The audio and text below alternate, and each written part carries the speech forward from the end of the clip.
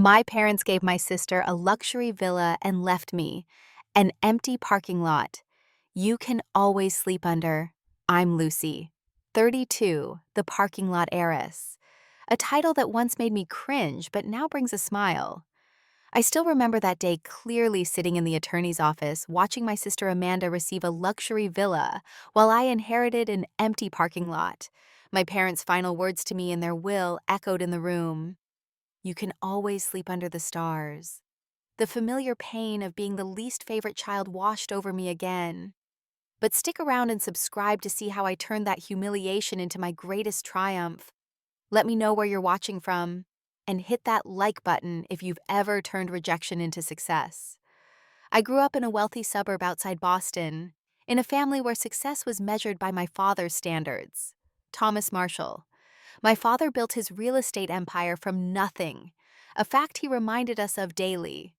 My mother, Eleanor, always supported his decisions, playing the perfect corporate wife with flawless makeup and a country club smile that never quite reached her eyes.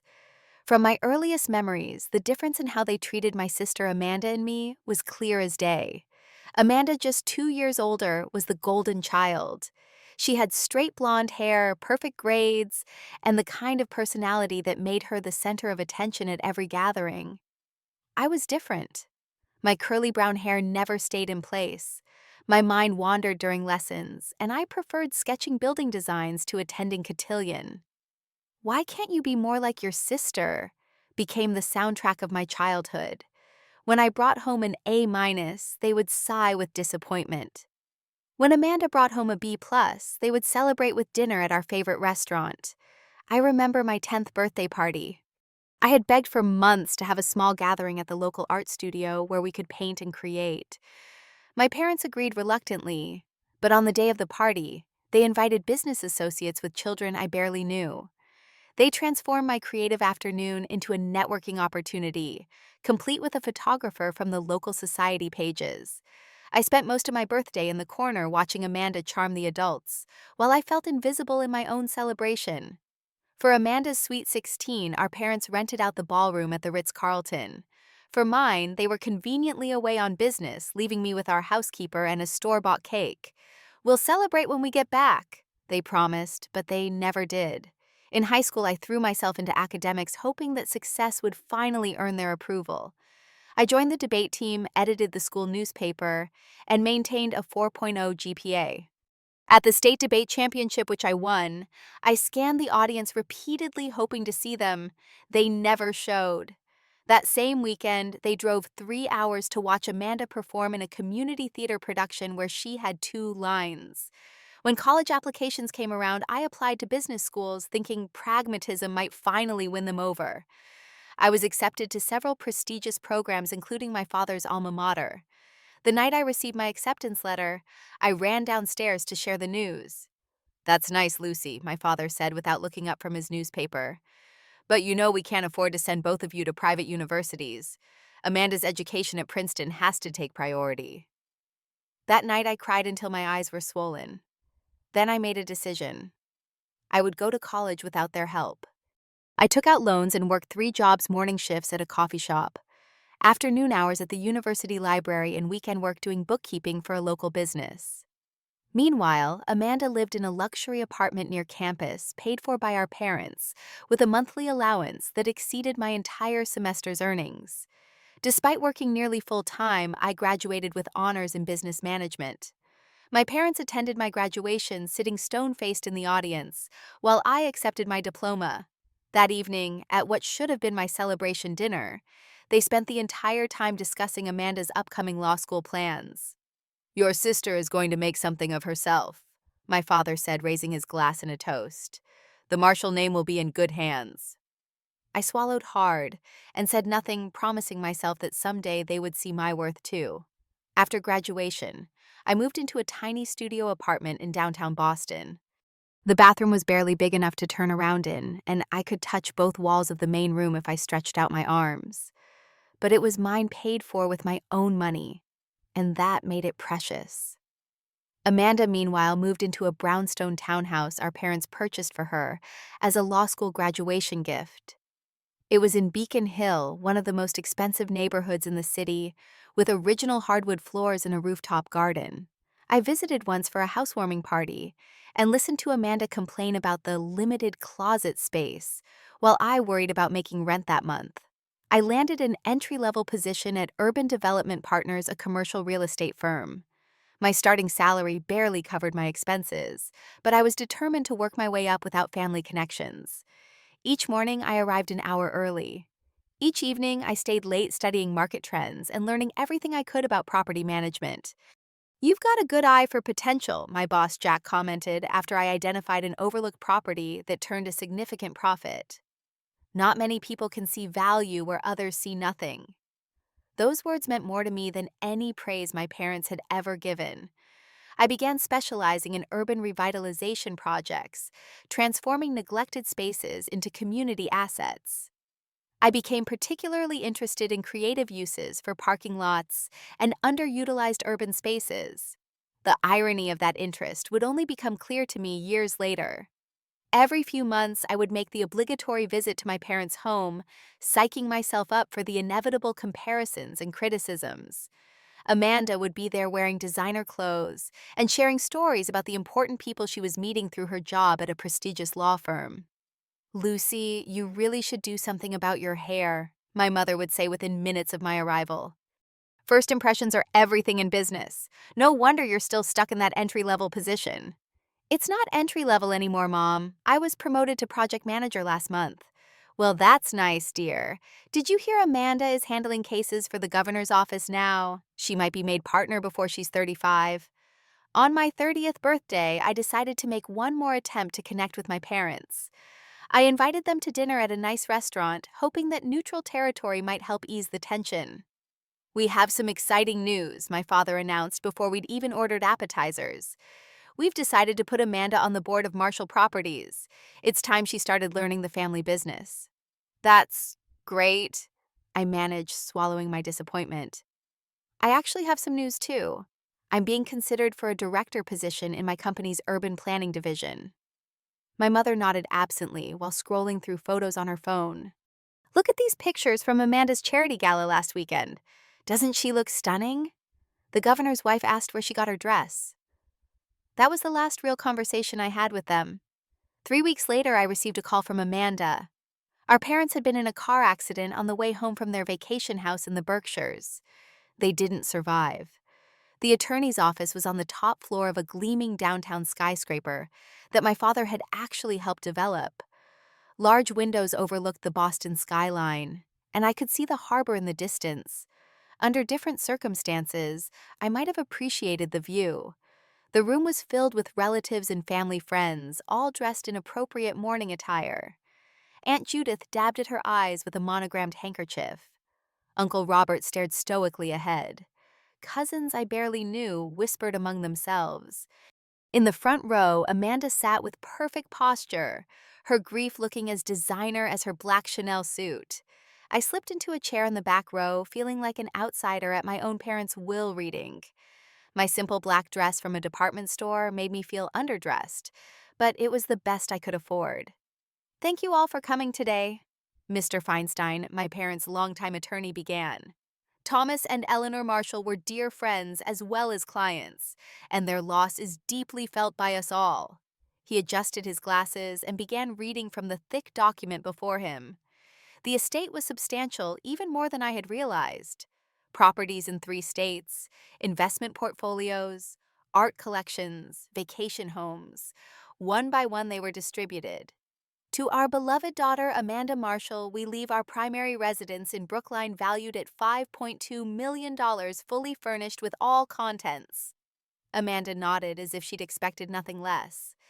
"Additionally to Amanda, we leave our vacation home in the Berkshires, our beach house in Cape Cod, and our winter condominium in Vail, Colorado." The list continued. Investment accounts, family heirlooms, my mother's jewelry collection, my father's vintage car collection. All to Amanda. With each bequest, I sank lower in my chair, a knot forming in my stomach. I hadn't expected an equal share, but surely they had left me something meaningful. "And now to our daughter, Lucy Marshall." I straightened in my seat, my heart pounding. We leave the vacant lot at 56 Commerce Street in downtown Boston. Murmurs rippled through the room. I frowned in confusion. The property was an empty parking lot in a neglected part of downtown, a small rectangular piece of concrete surrounded by chain-link fencing. Additionally, Mr. Feinstein continued, clearing his throat uncomfortably, Thomas and Eleanor included a personal note regarding this bequest. He looked at me apologetically before reading, Lucy, you've always been one to challenge convention and go your own way. This property reflects your independent spirit. You can always sleep under the stars. Perhaps this will finally teach you the value of practical thinking. A muffled laugh came from the front of the room, then another. Soon, soft chuckles spread through the gathering. Amanda's shoulders shook with barely contained laughter. Uncle Robert didn't even try to hide his amusement, guffawing openly. Is that everything? I asked, my voice small in the large room. I'm afraid so, Mr. Feinstein confirmed, avoiding eye contact. Heat rushed to my face. The room suddenly felt airless. I gathered my purse and stood up, legs shaking. Lucy, don't be dramatic, Amanda called as I headed for the door. At least you got something. You should be grateful. Grateful. For a final insult disguised as an inheritance. For public humiliation. For confirmation that even in death, my parents found me unworthy. As I pushed through the heavy office doors, I heard one of my cousins whisper, classic Lucy, always running away when things get tough. I didn't stop running until I reached the street where I finally let the tears come. For 3 days after the will reading, I didn't leave my apartment. I called in sick to work and disconnected my phone after the 5th call from Amanda, asking when I would clear my childhood belongings from the family home. I'm redecorating your old room into a home gym, she explained without a hint of sensitivity. Grief is a strange thing when mixed with rejection. I mourned not just my parents' death, but the death of any hope that they had secretly loved or valued me. In their final message, they had made their feelings crystal clear. On the 4th day, I forced myself to shower and get dressed. My boss had been understanding, but I couldn't hide forever. Before heading to work, I made a detour. I needed to see this parking lot that was my entire inheritance. Commerce Street was in a transitional neighborhood, caught between gentrification and neglect. The parking lot itself was unimpressive, a rectangular plot of cracked asphalt surrounded by a rusting chain-link fence. Faded yellow parking space lines were barely visible beneath a layer of grime and scattered trash. A broken payment kiosk stood near the entrance, its digital screen smashed. I unlocked the gate with the key Mr. Feinstein had given me and stepped inside my sensible work heels, crunching on gravel. This was it, the sum total of what my parents thought I deserved after a lifetime of trying to earn their approval. Nice place you got here, a voice called. I turned to see a man watching me from beside a colorful food truck parked on the street. Sorry this lot isn't operational, I said, assuming he wanted to park there. Shame, he replied. Would be a perfect spot for my truck during the lunch rush. The office buildings around here don't have many good food options. I nodded absently and continued my inspection, which took all of 5 minutes. There was nothing to see, just empty space worthless compared to the millions Amanda had received. 2 weeks later, I lost my apartment. The building had been sold to a developer, and all tenants were being evicted for renovations.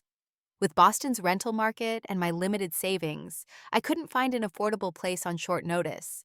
Too proud to ask friends for help and too wounded to approach Amanda, I found myself in an unimaginable situation. That night, I parked my car in my empty parking lot inheritance and reclined the seat as far as it would go.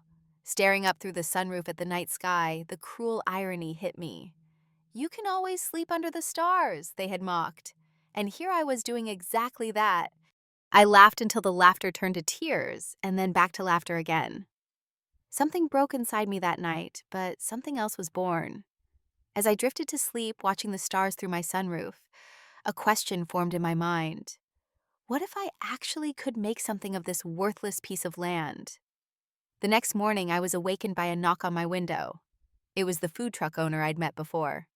Sorry to disturb you, he said when I rolled down the window. Just wondering if you'd reconsidered letting food trucks use this space.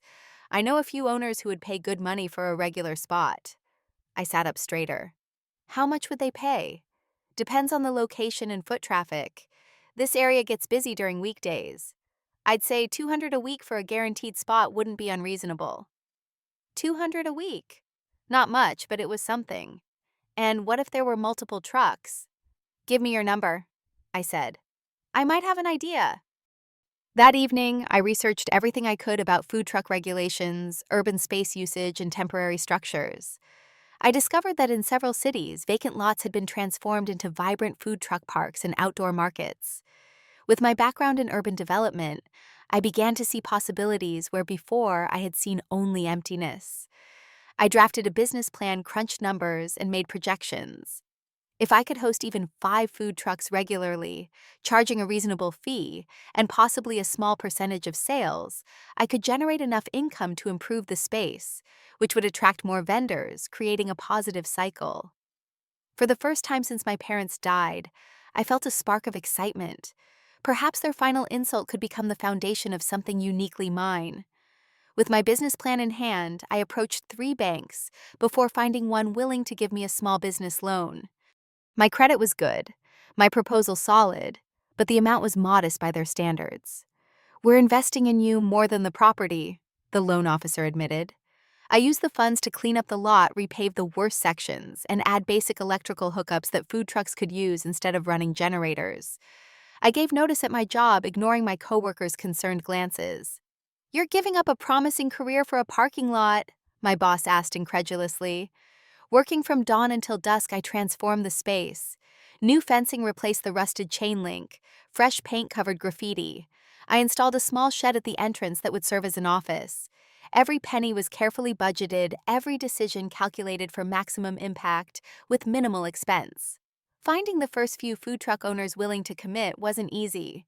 Many were skeptical about the location or my lack of experience. But Marco, the owner I'd met that first day, became my first client and ambassador, vouching for me with other vendors. "Lucy has vision." I overheard him telling another truck owner, "This lot is going to be something special." By the 3rd week, I had 3 regular food trucks: Marco's Mexican cuisine, a Vietnamese sandwich truck, and a gourmet grilled cheese vendor. We established a rotation system, allowing them to serve breakfast, lunch, and dinner crowds. The office workers in nearby buildings started to take notice, forming lines during their lunch breaks. With the first month's modest income, I added picnic tables and string lights strung between simple poles. The effect at night was magical, the kind of urban charm that people share on social media. And share they did. Our first viral post came when a local influencer stopped by the grilled cheese truck and posted about the hidden gem she'd discovered. I named the space Starlight Market, in a deliberately ironic nod to my parents' cruel joke. During the day, food trucks served eager customers. On weekends, I invited local artisans to set up small tables, creating a marketplace atmosphere. A friend who was a part-time musician offered to play acoustic sets on Friday evenings, adding to the ambiance and drawing even larger crowds. Each small success enabled another improvement: better seating, potted plants, a mural on the back wall commissioned from a local artist, a website, and social media presence. The Starlight Market began to develop a reputation as a creative, welcoming urban space. 6 months in, I was hosting 8 regular food trucks on rotation, weekend craft markets, and occasional evening events. The income allowed me to move from my car to a small but comfortable apartment nearby. I reinvested most profits back into the business, guided by a clear vision of what the space could become. Not everything went smoothly. City inspections, permit renewals, and parking issues created regular challenges. One persistent health department official seemed determined to find violations.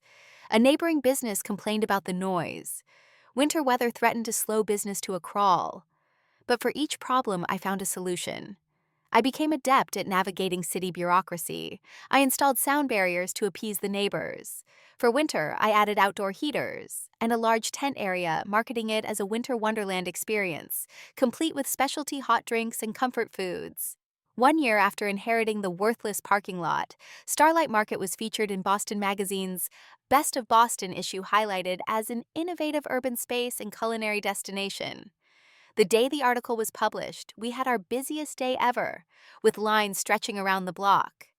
Standing in the center of the market that evening, watching people enjoy the space I'd created, I felt a satisfaction deeper than any approval my parents could have given me.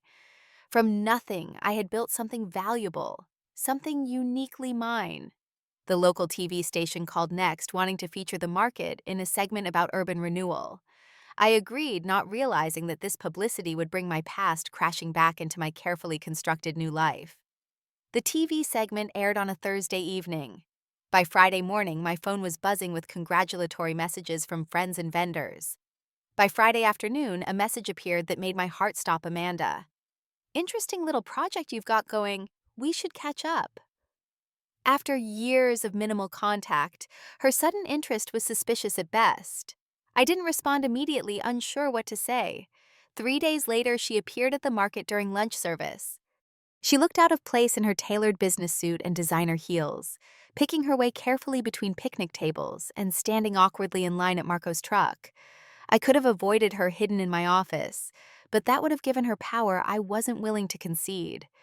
Amanda, I greeted her, approaching with the confidence of someone on home turf. This is a surprise. Lucy. She smiled tightly. This place is certainly unique, not what I expected when I saw it on the news. What can I help you with? I doubt you came for the food, though Marco's tacos are worth the trip. She glanced around at the bustling market.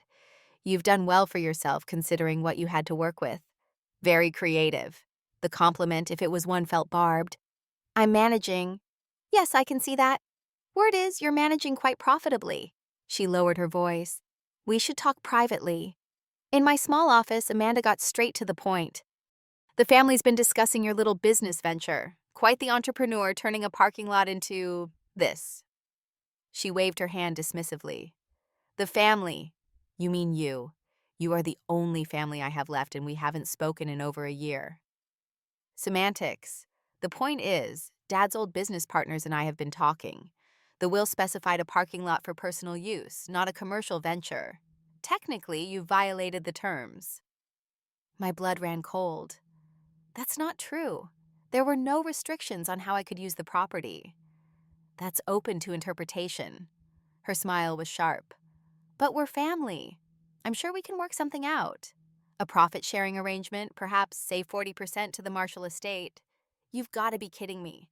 You inherited millions, multiple properties, investment accounts, and now you want a cut of the one thing I've built myself. It's business, Lucy, nothing personal. Dad would have expected his assets to be maximized. You can agree to our terms or we can take this to court. Your choice. After she left, I sat in stunned silence. Then I called a lawyer. Jennifer Abernathy specialized in estate law and didn't sugarcoat the situation. They're reaching, but that doesn't mean they can't make trouble. Rich people can afford to drag things out in court, wearing down opponents with legal fees and delays. So I should just give in, pay them protection money from my own business. I didn't say that.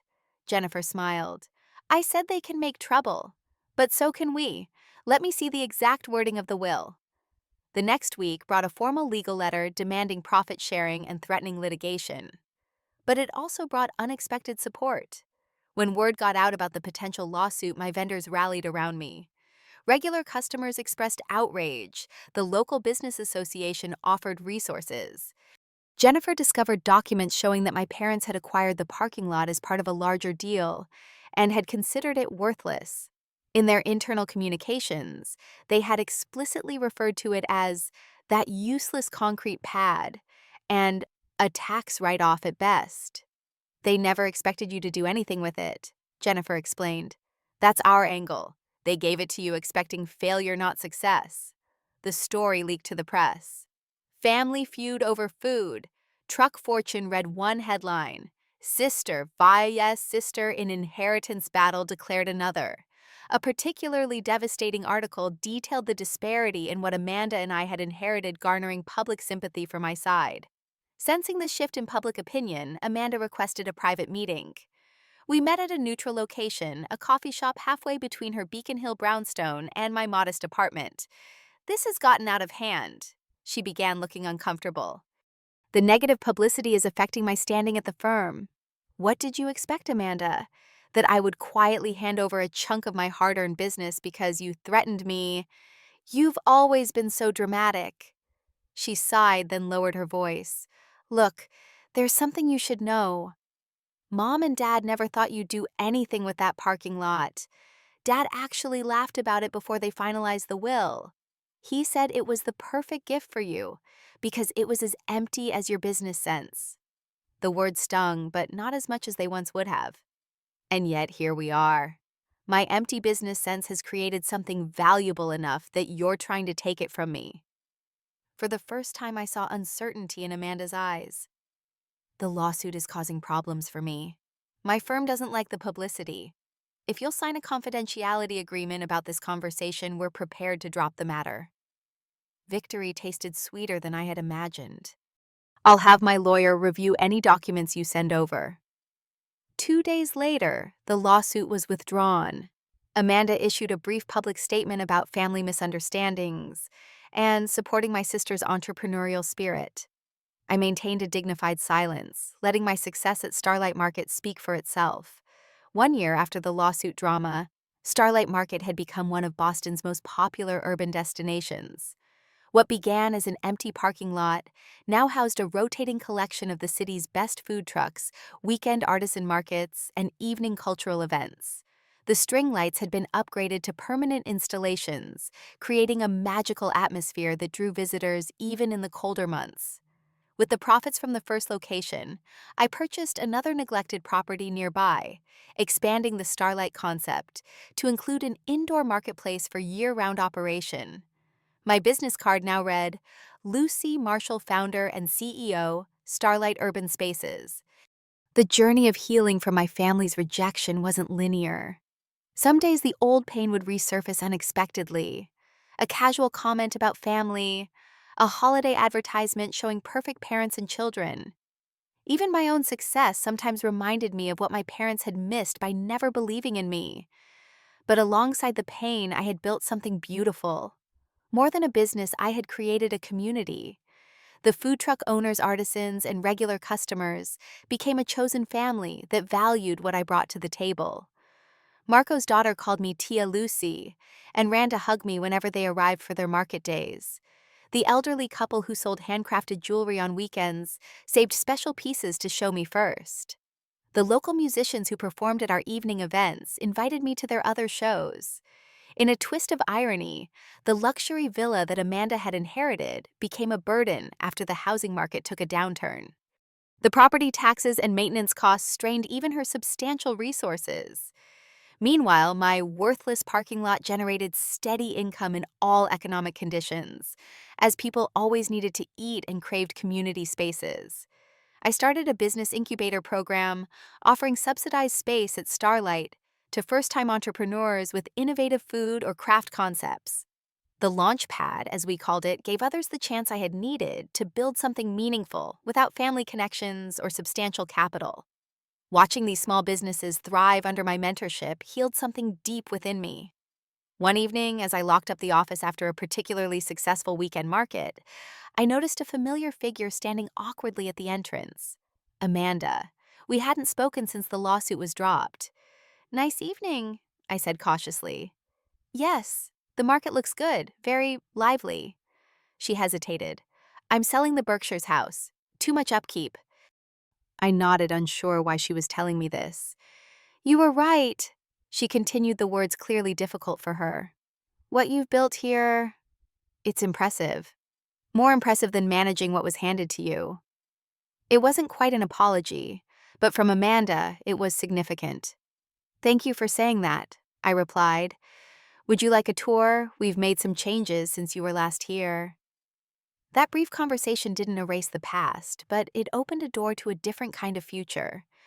Not close sisters, perhaps, but not enemies either. Just two women finding their own paths, carrying the complicated legacy of the same parents. The greatest lesson I learned from my journey wasn't about business success or proving my worth to others. It was about recognizing my own value, independent of external validation. My parents' rejection had been painful, but it had also freed me to build something authentic, something that would never have existed if I had received the easy path of parental approval and financial support. Some nights I still look up at the stars from the center of my market, remembering how I once slept in my car, in this very spot, broken and afraid. "You can always sleep under the stars," they had mocked. They never imagined I would create my own constellation brighter and more meaningful than anything they had built. If you've ever felt underestimated or rejected, I hope my story encourages you to transform that pain into purpose. Sometimes the greatest gifts come wrapped in disappointment. Sometimes an empty parking lot is the perfect blank canvas for creating your masterpiece. Have you ever turned rejection into an unexpected success? Share your story in the comments below. And if this resonated with you, please subscribe and hit the like button to help others find inspiration in life's disappointments. Thank you for joining me under the stars today. Remember, your worth isn't determined by those who fail to see your potential, but by what you choose to build in the spaces they leave empty.